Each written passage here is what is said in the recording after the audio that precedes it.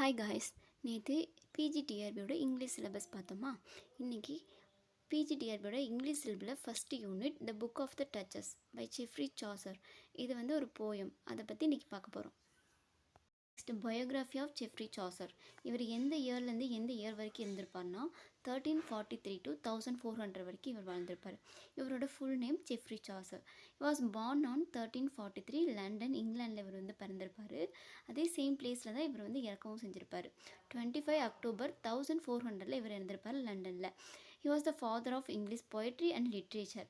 இவர் லிட்ரேச்சருக்கும் பொயட்ரிக்கும் இவர் தான் ஒரு ஃபாதராக இருந்திருப்பார். இவரோட நேஷ்னாலிட்டி இங்கிலீஷ். இவர் இறந்ததுக்கப்புறம் இவர் எங்கே அடக்கம் பண்ணியிருப்பாங்க அப்படின்னா லண்டனில் corner of the Westminster Abbey அப்படின்ற ஒரு பிளேஸில் அடக்கம் பண்ணியிருப்பாங்க. அந்த ரெட்டிங்கில் போட்டிருக்கெல்லாம் ரொம்ப ஹைலைட் பண்ணி போட்டிருக்கிறதுலாம் முக்கியமான கொஸ்டின்ஸ். அதெல்லாம் மோஸ்ட்லி கேட்கறதுக்கான வாய்ப்பு இருக்கும். இவரோட ஆக்குபேஷன் என்னென்னா poet, author, courtier, diplomat and civil சர்வெண்ட்டாக இவர் ஒர்க் பண்ணியிருப்பார்.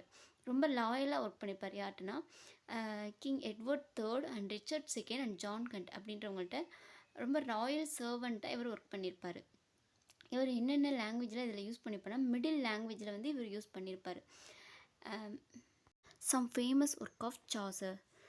இவரோட ஃபேமஸ் ஒர்க்கில் என்ன Canterbury tales, the book of duchess, Troilus and Criseyde, the legend of good woman, the house of fame. The Canterbury tales அப்படின்னா என்னென்னா சம் குரூப் ஆஃப் பீப்புள்ஸ் என்ன பண்ணுவாங்கன்னா பில்கிரிமேஜ் போவாங்க, ஒரு புனித பயணம் போவாங்க. ஒரு பிளேஸ்லேருந்து இன்னொரு பயணம் என்ன பண்ணுவாங்கன்னா அவங்க புனித பயணம் போவாங்க. அதை பற்றி சொல்லியிருக்கிறது தான் இந்த கேண்டபரி டேல்ஸ். நம்ம இப்போ பார்த்துட்டு இருக்கிறது இந்த புக் ஆஃப் டச்சஸ். இது புக் ஆஃப் டச்சஸ் ஒரு எலிஜி. நம்மள்ட்ட இப்போ எப்படி கொஸ்டின் கேட்பாங்க அப்படின்னா ஏதாவது ஒரு பர்த் ஒரு சாசரோட பர்த் இயரை கேட்கலாம், அவர் எங்கே வாழ்ந்தார், எங்கே இறந்தார், அவரோட ஃபேமஸ் ஒர்க் என்னென்னு கூட கேட்பாங்க. இல்லாட்டினா ஒரு 5 ஒர்க்ஸை டிஃப்ரெண்ட்டான ஒர்க்ஸை கொடுத்து இதில் எந்த ஒர்க் சாசரோட ஒர்க்கு அப்படின்னு சொல்லிட்டு கூட கேட்குறதுக்கான வாய்ப்புகள் அதிகம். இப்போது நம்ம இந்த ஸ்டோரியோட ஓவரால் அனலைசிஸ் மட்டும் பார்ப்போம். ஓவரால் அனலைசிஸ், சாசர் என்ன பர்பஸ்க்காக இந்த போயம் எழுதியிருப்பார் அப்படின்னா டெத் ஆஃப் பிளான்ச். பிளான்ச் யார் அப்படின்னு பார்த்தீங்கன்னா ஜான் ஆஃப் கண்டோட ஒய்ஃப். ஜான் ஆஃப் கண்ட் யாருன்னு ஃபஸ்ட்டு பார்த்தோன்னா John of Gaunt Edward III son. Edward III நீங்கள் ஃபஸ்ட்டே நான் உங்களுக்கு சொல்லியிருக்கேன். எட்வர்ட் III யார் அப்படின்னு பார்த்தீங்கன்னா சாசர் ரொம்ப லாயலாக ஒர்க் பண்ணியிருப்பாங்கல்ல, ஒரு பார்லிமெண்ட் ஒரு அரசவையில் ஒர்க் பண்ணாங்கல்ல, அந்த எட்வர்ட் III ஒர்க் பண்ணப்போ அவங்க சன்னை தெரியும். அப்போ இவங்க இந்த ஒர்க்கை ஃபுல்லாக யாருக்காக எழுதியிருக்காங்க அப்படின்னா ஜான் கண்டோட ஒய்ஃப்ஸ்க்காக எழுதியிருக்காங்க. ஏன்னா ஜான் கண்டோட ஒய்ஃப்ஸ் பிளேக் நோயால் அஃபெக்ட் ஆகி செப்டம்பர் 12, 1368 இறந்துருப்பாங்க. அதனால தான் இந்த ஒர்க்கையுமே எப்போ எழுத ஸ்டார்ட் பண்ணியிருப்பார் சாசர் அப்படின்னு பார்த்தீங்கன்னா 1368 to 1372. இது ஒரு மெயின் கான்செப்டே இதுதான். என்னென்னா ஜான் கண்டோட ஒய்ஃப் இறந்ததுக்கப்புறம் அவர் ஜான் கண்ட் ரொம்ப ஃபீல் பண்ணுவார், பிளான்ச்சை நினச்சி ரொம்ப ஃபீல் பண்ணுவார். அதை ட்ரிபியூட் பண்ணுற மாதிரி என்ன எழுதியிருப்பார் அப்படின்னா இந்த போயம் எழுதியிருப்பார். அடுத்து இந்த போயமோட ஸ்ட்ரக்சர் என்னென்னு பார்த்தீங்கன்னா இது ஃபுல்லாக நெரேட்டர் ஸ்லீப்பே இல்லாமல் ரொம்ப தூக்கமே இல்லாமல் ரொம்ப கஷ்டப்பட்டுருப்பார். அந்த ஜேர்னியை போர்ட்ரேட் பண்ணி இதை எழுதியிருப்பாங்க. இதோட மெயின் கேரக்டர்ஸ்லாம் யாருன்னு பார்த்தீங்கன்னா சாசரை மெயினாக போர்ட்ரேட் பண்ணியிருப்பாங்க. அப்புறம் பிளாக் நைட் அப்படின்னு சொல்லிட்டு ஒருத்தவங்க, ஜான் கண்ட் அவரோட லவ்வை இழந்துட்டனால இவர் இப்போ ரொம்ப சஃபர் ஆனனால இந்த போயம் எழுதியிருப்பாங்க அப்படின்னு சொல்லியிருப்பாங்க.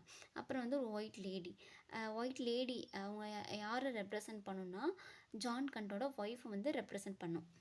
இப்போது இந்த போயம் பற்றி டீட்டெயில்ஸ் சம்மரி பார்க்கலாம். இப்போ இந்த போயட் நெரேட்டர் யாருன்னு வச்சுக்கலான்னு பார்த்தா சாசர்னே வச்சுக்கலாம்.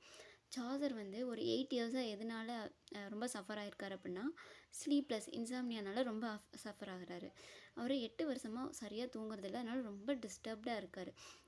இந்த போயம் ஃபுல்லாகவே எத்தனை லைன்ஸ் இருக்கும் அப்படின்னு பார்த்தீங்கன்னா 1330 லைன்ஸ் இருக்கும். ஃபுல்லாக ட்ரீமை பற்றி தான் இருக்கும். அதில் ஃபஸ்ட்டு 290 லைன்ஸ் மட்டும்தான் எக்ஸ்பிளைன் பண்ணுற மாதிரி இருக்கும். வேறு எல்லாமே அவங்களோட ட்ரீம்ஸை எக்ஸ்பிளைன் பண்ணுற மாதிரி இருக்கும். இவர் ரொம்ப 8 இயர்ஸாக ரொம்ப டிஸ்டர்ப்டாக இருக்கார். அப்போ தான் ஒன் டே அவர் பெட்டுக்கு போகிறப்போ ஒரு புக்கை பார்க்குறாரு. அது என்ன புக்கு அப்படின்னு பார்த்தீங்கன்னா சேஸ் அண்ட் ஆல்க்ளைன் அப்படின்ற ஒருத்தவங்களோட புக்கை படிக்க போகிறாரு. இது அந்த புக்கில் இருக்க கேரக்டர்ஸ் தான். இந்த போயமே வந்து 2ஆக பிரிச்சிருப்பாங்க, 2 ஸ்டோரியாக பிரிச்சிருப்பாங்க. சேஸ் and Alcyone and white and knight அப்படின்னு சொல்லிட்டு 2ஆக பிரிச்சிருப்பாங்க. சேஸ் அண்ட் ஆல்க்ளைன்றது யாரோட ஸ்டோரி அப்படின்னு பார்த்தீங்கன்னா, ஓவிட்டோட ஒரு டேல். அதில் வந்து ஒரு கேரக்டர் தான் சேஸ் அண்ட் ஆல்க்ளைன். இந்த ஓவிட்டோட டேலை படித்து இவ இன்ஸ்பயர் ஆகி தான் இவரோட ஸ்டோரியிலையும் என்ன பண்ணியிருப்பாருன்னா சேஸ் அண்ட் ஆல்க்ளைன் சொல்லிட்டு 2 கேரக்டர் கொண்டு வந்திருப்பார். சேஸ் அண்ட் ஆல்க்ளைன் யாருன்னா ஹஸ்பண்ட் அண்ட் ஒய்ஃபு. இப்போது சேஸ் வந்து என்ன இப்போ படிச்சுட்டு இருக்க அந்த புக்கில் சேஸ் வந்து ஹஸ்பண்ட். அவர் வந்து ஒரு ஷிப்பில் வந்து ஒர்க் பண்ணிக்கிட்டு இருப்பார். அப்போ ஆல்க்ளைன் வந்து என்ன பண்ணுவாங்கன்னா, அவங்களோட ஹஸ்பண்ட் வந்து ஒர்க் போனதுக்கப்புறம் திரும்ப வீட்டுக்கு ரிட்டன் ஆகவே மாட்டார். அதனால அவங்க ரொம்ப டிஸ்டர்பாக இருப்பாங்க. அவங்களுக்கு என்ன ஆச்சு அப்படின்னு சொல்லி தெரியாமல் ரொம்ப டிஸ்டர்பாகவே இருப்பாங்க. இவங்க யார்கிட்ட போய் ஒரு ஹெல்ப் கேட்கலாம் அப்படின்ட்டு யார்கிட்ட போகிறாங்கன்னா, காடஸஸ் ஜூனோ யாருன்னா ரோமனோட குயின் அப்படின்னு சொல்லுவாங்க. இவங்க என்ன பண்ணுவாங்கன்னா, இவங்கள்ட்ட போய் ஹெல்ப் கேட்பாங்க. என்ன ஹெல்ப் கேட்பாங்க அப்படின்னு பார்த்தீங்கன்னா, என்னோடய ஹஸ்பண்ட் வந்து இப்படி போனாங்க, ஆனால் இன்னும் வந்து ரிட்டன் ஆகலை அப்படின்னு சொல்லிட்டு இவங்க சொல்கிறாங்க. இவங்க தான் ஒரு ரோமனோட குயின் ஆச்சு. அவங்க வந்து யாருக்கு ஒரு மெசஞ்சர் மூலமாக இந்த இதை வந்து மார்ஃபஸஸ் அப்படின்னு சொல்லிட்டு அவங்களும் ஒரு காடஸஸ் தான். அவங்க என்ன பண்ணுறாங்க, அந்த காடஸஸுக்கு வந்து ஜூனோ வந்து மார்ஃபஸ்க்கு வந்து இந்த மெசேஜை வந்து பாஸ் பண்ணுறாங்க. இப்படி இவங்களை காணா, நீங்கள் தான் கண்டுபிடிச்சி சொல்லணும் அப்படின்னு சொல்லிட்டு பாஸ் பண்ணுறப்போ, அவர் வந்து மார்ஃபஸஸ் வந்து காட் ஆஃப் ஸ்லீப் அப்படின்னு சொல்லுவாங்க. இப்போ பாரு அவர் என்ன பண்ணுவார்னா, தூங்கிட்டு மட்டும்தான் இருப்பார். அப்போ மார்ஃபஸ் வந்து என்ன பண்ணுறாருன்னா, அவர் எப்படி இறந்தார் அப்படின்னு சொல்லி கண்டுபிடிச்சிடுறாங்க. இப்போ அந்த ஆல்க்ளைன் வந்து தூங்கிட்டு இருப்பாங்க. அப்போ அவங்களுக்கு வந்து ஒரு ட்ரீம் வரும். என்ன ட்ரீம் வரும் அப்படின்னா, இவங்க இவங்க ஹஸ்பண்ட் இருக்காங்கல்ல, சேஸ் வந்து ஷிப்பில் போய் இறந்துட்டாங்க அப்படின்றத ஒரு விசுவலைசேஷனாக வந்து இவங்க ஆல்க்ளைனுக்கு வந்து ஒரு ட்ரீம் வரும். இந்த ட்ரீமை வந்து யார் வர வச்சுருப்பாங்க அப்படின்னா, இவங்க போய் ஒருத்தவங்கள்ட்ட ஹெல்ப் கேட்டாங்கல்ல, காடஸஸ் ஜூனோ கிட்ட, அவங்க தான் அவங்களுக்கு சேஸ்க்கு என்ன நடந்துச்சு அப்படின்றத ஒரு ட்ரீமாக இவங்களுக்கு வந்து கொண்டு வந்து கொடுத்துருப்பாங்க.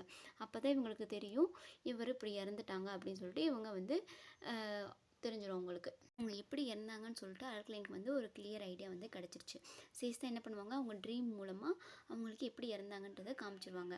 இப்போ போயட் வந்து எந்திரிச்சு அவர் ரொம்ப ஃபீல் பண்ணுறாரு. நமக்கும் வந்து ஒரு ஜூனோ மார்ஃபஸ் மாதிரி ஒருத்தவங்கள தெரிஞ்சால் நம்மளும் என்ன பண்ணலாம், நமக்கு தூக்கமே வர மாட்டேங்குது, அவங்கள்ட்ட போய் ஏதாச்சும் ஹெல்ப் கேட்கலாம் அப்படின்னு சொல்லிட்டு அவர் ரொம்ப ஃபீல் பண்ணிகிட்ருப்பார். இது வந்து ஒரு பார்ட் ஆஃப் ஸ்டோரி. இந்த இதில் வந்து டச்சஸில் வந்து ஒரு பார்ட் ஆஃப் ஸ்டோரி, இன்னொரு ஸ்டோரி இருக்கும், அதை பார்க்கலாம். அப்படியே போயிட்டு என்ன பண்ணுறாருன்னா, அந்த புக்கை படிச்சுட்டே இருக்கும்போது அப்படியே தூங்கிடுறாரு. அதை நினச்சி ஃபீல் பண்ணிட்டே இருக்கும்போது தூங்கிடுறாரு. நெக்ஸ்ட்டு அவருக்கு ஒரு ட்ரீம் வருது. இது வந்து செகண்ட் ஸ்டோரி. அந்த ட்ரீமில் வந்து அவர் எங்கே எந்திரிக்கிறார் அப்படின்னு பார்த்தீங்கன்னா, அவரை சுற்றி ஒரு கிளாஸ் ட்ரீஸ் பிக்சர்ஸாக இருக்குது. அப்போ எந்திரிக்கும் போது அவர் என்ன பார்க்குறாரு அப்படின்னா, அவர் முன்னாடி வந்து நிறைய பிக்சர்ஸ் இருக்கிறத பார்க்குறாரு, நிறைய கிளாஸஸ் இருக்கிறத பார்க்குறாரு. அப்போது நிறைய குரூப் ஆஃப் பீப்புள் என்ன பண்ணுறாங்கன்னா, வேகமாக ஓடுறாங்க. எதுக்குன்னா ஹண்டிங் போகும்போது எப்படி சவுண்ட் போடுவாங்க, ஏ ஓ அப்படின்னு சொல்லிட்டு சவுண்டு போடுவாங்கள்ல, அது மாதிரி என்ன பண்ணுறாங்கன்னா சவுண்ட் போட்டுகிட்டே போயிட்டு இருக்காங்க. அப்படி அந்த எங்கே தான் போகிறாங்கன்னு பார்த்தா ஒரு ட்ராய் அவங்க எதை தேடி போகிறாங்கன்னா, ஆக்டாவியன் அப்படின்னு சொல்லிட்டு அதை வந்து ஹண்டிங் பண்ணுறதுக்காக போய்கிட்டு இருக்காங்க. அப்போ வந்து இவர் வந்து ஒருத்தவங்க மட்டும் ஒரு மரத்துக்கடியில் உட்காந்துருக்காங்க, ரொம்ப சேடாக உட்காந்துருக்கதை பார்க்குறாரு. அவர் வந்து எப்படி இருக்கார் அப்படின்னா, ஒரு பிளாக் கலர் ட்ரெஸ் போட்டு அந்த மரத்தடியில் உட்காந்துட்டு ஒரு பொயட்ரி எழுதிக்கிட்டு இருக்காரு. அந்த பொயட்ரி அவர் போய் பக்கத்தில் உட்காந்து கேட்குறாரு, நீங்கள் என்ன பண்ணுறீங்க, நீங்கள் ஹண்டிங் போகாமல் அப்படின்னு சொல்லி கேட்கும்போது, நான் வந்து ஒரு பொயட்ரி எழுதுகிறேன் அப்படின்னு சொல்லிட்டு அவர் சொல்கிறாரு. பொயட்ரியா, எதுக்கு எழுதுறீங்க அப்படின்னு சொல்லி கேட்கும்போது, என்னோடய ஒய்ஃப் வந்து இறந்துட்டாங்க, அதனால் நான் வந்து ஒரு பொயட்ரி எழுதிட்டுருக்கேன் அப்படின்னு சொல்கிறாரு. அப்போ திரும்ப அகைன் வந்து அது என்ன ஸ்டோரி அப்படின்னு சொல்லிட்டு அந்த பிளாக் ட்ரெஸ் போட்டிருக்க அந்த மேன்ட்ட கேட்கும்போது அவர் சொல்கிறாரு, ஃபார்ட்டுனா அப்படின்றது அவங்க பேர். ஃபார்ட்டுனான்றது அவங்க பேர் கிடையாது, ஒயிட். இவர் பேர் நைட்டு, அவங்க பேர் ஒயிட்டு. அவங்க ஒயிட்டுன்றவங்க வந்து யார் கூட ஒரு செஸ் விளாண்டுட்ருப்பாங்க, ஃபார்ட்டுனா அப்படின்றவங்களோட செஸ் விளாண்டுட்ருப்பாங்க. அப்போ வந்து அவங்க வந்து இறந்துடுறாங்க. இறந்தோடனே இவங்க வந்து என்ன பண்ணுறாங்கன்னா, நான் அவங்களுக்கு வந்து ஃபீல் பண்ணி தான், அவங்க இறந்துட்டாங்கன்றதை ஃபீல் பண்ணி தான் நான் வந்து இந்த இது எழுதிக்கிட்டு இருக்கேன், இந்த பொயட்ரி எழுதிட்டுருக்கேன் அப்படின்னு சொல்லும்போது, அவங்க எப்படி இறந்தாங்க அப்படின்னு கேட்கும்போது, அவங்கள ரொம்ப வருஷமாக நான் லவ் பண்ணேன், ஆனால் அவங்க வந்து என்னை கண்டுக்கவும் இல்லை, எதுவுமே பண்ணலை. ஆனால் ஒரு கொஞ்சம் வருஷம் கழிச்சு ரொம்ப ஷார்ட் டைமில் அவங்க வந்து என்னை அக்செப்ட் பண்ணிட்டாங்க. அக்செப்ட் பண்ணி கொஞ்ச நாள் தான் நாங்கள் வாழ்ந்திருப்போம், அதுக்குள்ளே அவங்க வந்து இறந்துட்டாங்க அப்படின்னு சொல்லிட்டு சொல்கிறாரு. என் ஒய்ஃப் இறந்துட்டனால தான் இந்த போய்ட்ரி வந்து நான் எழுதிட்டுருக்கேன் அப்படின்னு சொல்லிட்டு சொல்லுவாங்க.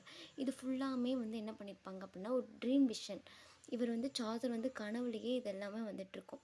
அப்போ தான் இவர் என்ன பண்ணுவார்னா அதை நினச்சி ஃபீல் பண்ணிட்டு இது நல்ல ஸ்டோரியாக இருக்கே இந்த 2 ஸ்டோரியும், அப்போ நம்ம இதை வச்சு ஒரு போய்ட்ரி எழுதலாம் அப்படின்னு சொல்லிட்டு தான் இவர் என்ன எழுதியிருப்பாருன்னா இந்த ஒரு போய்ட்ரியை வந்து இவர் லாஸ்ட்டாக எழுதியிருப்பார். ஓகேவா? ஸ்டார்டிங்லேயே சொல்லியிருப்பேன் சார்ஜர் எதுக்காக அந்த போயம் எழுதியிருப்பார் அப்படின்னா, அந்த பிளாக் ட்ரெஸ் போட்டு ஒரு மேன் இருந்தாங்க பார்த்தீங்களா, அந்த மேன் தான் யார் அப்படின்னு பார்த்தீங்கன்னா John of Gaunt. John of Gaunt யார்? எட்வர்ட் தேர்டோட சன்னு. இவங்க இவர் ஒய்ஃப் வந்து பிளேக் நோயால் இறந்ததுனால தான் இவர் வந்து ரொம்ப ஃபீல் பண்ணிக்கிட்டு இருப்பார். அவங்களுக்கு ட்ரிபியூட் பண்ணுற மாதிரி ஒரு போயம் எழுதிட்டாங்க அப்படின்னு சொல்லி சார்ஜர்கிட்ட கேட்கும்போது தான் இவர் வந்து இந்த போயமை வந்து எழுதிட்டுருப்பார். அப்போ அந்த பிளாக் ட்ரெஸ் போட்ட மேன் தான் யாருன்னா ஜான் ஆஃப் காண்ட். அப்போ அவங்க ஒய்ஃபை வந்து இறந்துட்டாங்க, அதுக்காக தான் நான் போயிட்டு எழுதுறேன் அப்படின்னு சொல்லியிருப்பாங்க பார்த்தீங்களா. அதுதான் யாருன்னா பிளான்ச்.